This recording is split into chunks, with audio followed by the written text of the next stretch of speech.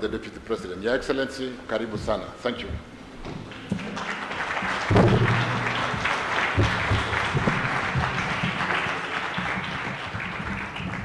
Thank you, CS. Please be seated.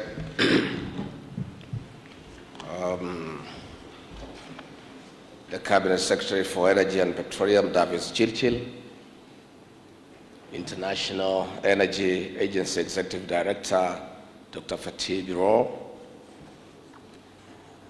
the Denmark Minister for Development Cooperation, Dan Jorgensen, the European Union Commissioner for Energy, Kadri Simpson, heads of delegations, excellencies, distinguished delegates, good morning.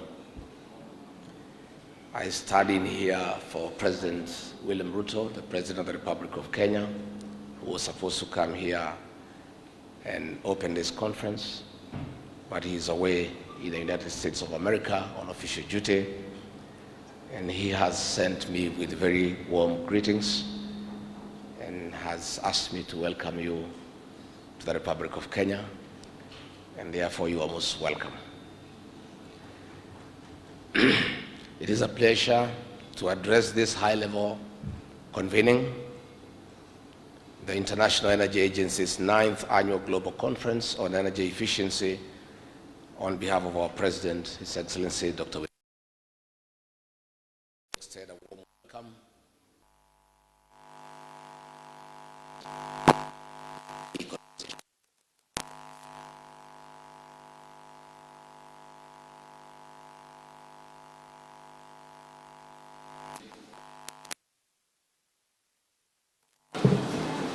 This conference happens when Kenya is leading the world in the march towards 100% green, clean energy. Renewable energy accounts for almost 90% of our generation and consumption. To achieve net zero carbon emissions by the target year 2050, Kenya requires over $600 billion in investment. This calls for sustained joint rescue mobilization, partnership, and investment from local and international actors.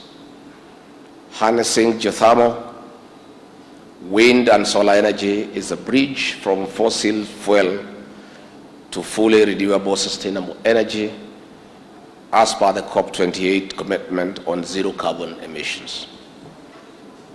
Distinguished delegates, going green and clean is not enough. We must establish and promote proficient energy systems in all sectors of our economy. States across the globe are working harder with partners on achieving SDGs by 2030, even as Africa remains focused on a transformed continent as underpinned by Agenda 2063. Such transformation rides on enormous energy. Meeting the growing demand during this decade does not always call for huge generation capacity expansion, but unlocking conservation and efficiency in consumption. We can only transform our world together when we make deliberate efforts of incorporating and doubling energy efficiency in every strand of development. In industry and manufacturing, for instance, proficiency ensures less energy is used to produce more. This in turn reduces pressure on the scarce resources as we fight climate change. Distinguished delegates, while we have lost biodiversity in destruction of forests and other natural resources to farming, integrating sustainable agriculture and food systems remains central to a clean environment. This is besides innovations that recycle from waste into green energy in form of biogas, electricity for machinery, and other domestic use, especially clean cooking. While food is an important resource, we must work on affordable, easy-to-use innovations, more so for our farmers. Breaking down domestic biomass in the farm is a direct and sustainable way of reducing the greenhouse gases like methane, which are fueling climate change. In this regard, raising awareness, capacity building, and initial investment requires that we work together in community-driven initiatives. Kenya is among African countries that have borne the burden of climate change. We commit to leading continental and global initiatives of combating this phenomena through diverse measures supported and sustained by policy actions. Distinguished delegates and participants, alongside raising awareness on the negative impact of climate change, we are actively planting seedlings across the country, targeting 15 billion trees by the year 2032. On the other hand, Kenya is assembling electric vehicles. It is another way of progressively reducing and eliminating fossil fuel-powered mobility, which contributes to the carbon emission burden. Distinguished delegates, under our development blueprint, we are determined to deploy modern infrastructure across strategic sectors of the economy to catalyze transformation of our nation into a middle-income country. Central to our bottom-up economic transformation agenda is energy efficiency and increasing electricity access, not only through the national grid, but also home-based sources like biogas and solar.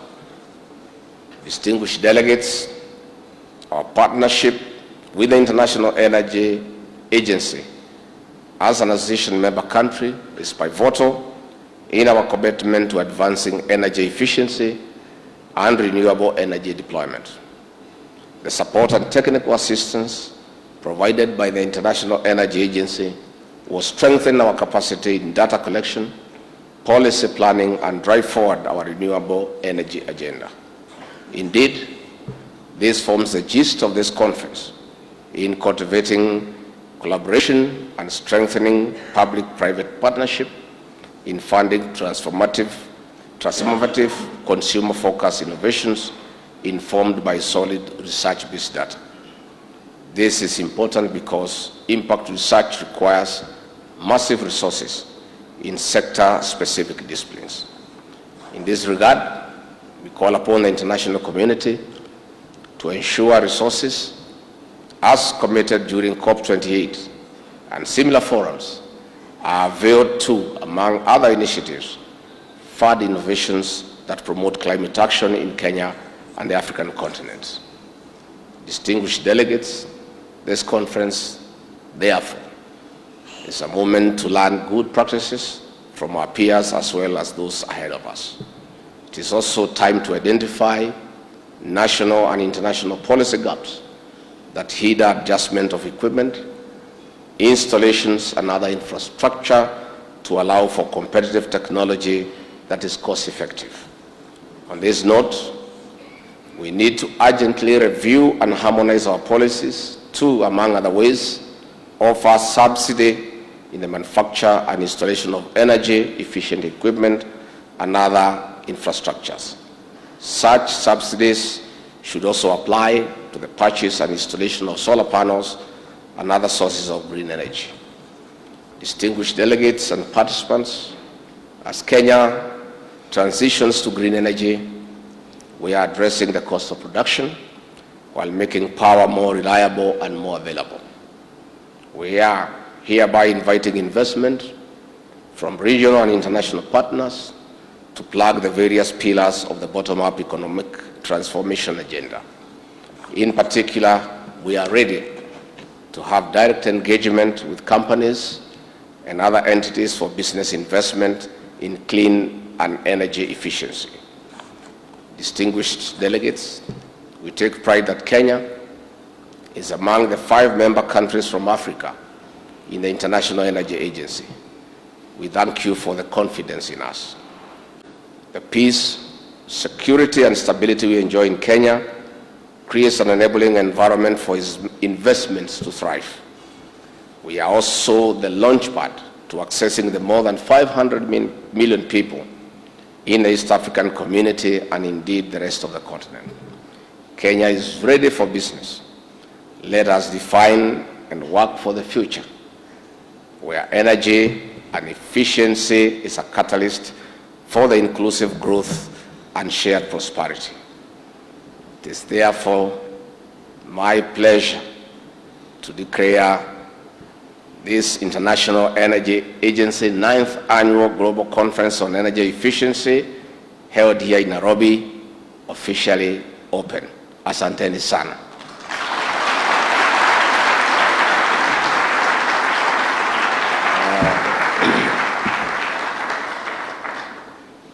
Thank you very much. I wish you a pleasant stay in Nairobi in Kenya. And please, when you are done in this conference, Kenya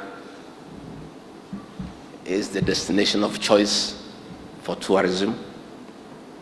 And I want to urge you that if you have never been to the Masai Mara, the 8th wonder of the world, you don't know what you are missing. Please take advantage when you are here in Nairobi. After the conference, take a trip to the Mara and go and see the big five. The elephant, the lion, the king of the jungle, but don't go too near, they are a bit dangerous. Go and see what we have. If you have some bit of time, fly to the Kenyan coast in Mombasa, in Malindi, and do some bit of sunbathing. We have very exotic beaches and very hospitable people. Our cultural heritage is next to none in the world. Go and meet the Maasai people and interact with them and enjoy our cultural heritage. And finally, with a light touch, the foreign exchange you came with, make sure. Whatever is remaining, please spend it here. Thank you very much. Asanteni sana.